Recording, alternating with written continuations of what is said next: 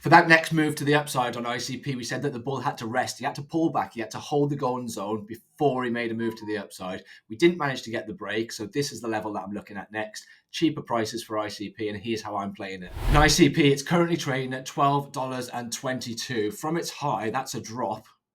Let's measure that. From its high, that's a drop. 41%. So that's a pretty decent correction there.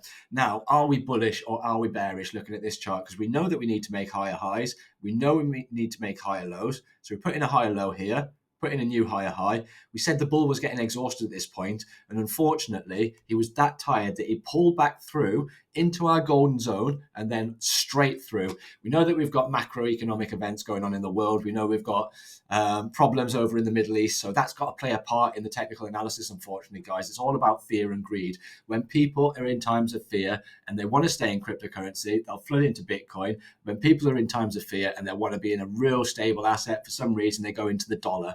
So you can see that when we look at the Dixie, everyone's flooding in the dollar at the moment. And then we can also look at that on the Bitcoin dominance, which has just put in a new local high. That means that people want to stay into crypto, but they want to have the least risk in crypto possible. And that's why they're all flooding into Bitcoin. That's why the dominance is going up. And that's why the dollar is strong at the moment. We want to see a weak dollar. We want to see a pullback on the dollar. And if we see a pullback in the dollar, what you'll see is a reaction on the altcoins and then a retest and a bounce. So we're looking for a retest and a bounce. And this is the importance of having this trend line.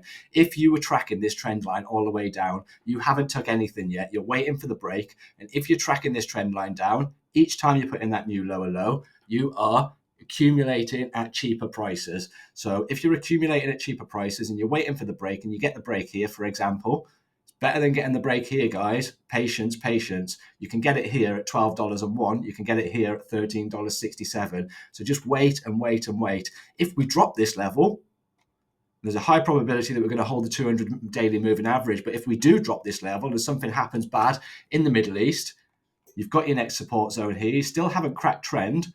And then you can take opportunities of cracking trend at much lower levels, such as $7.12.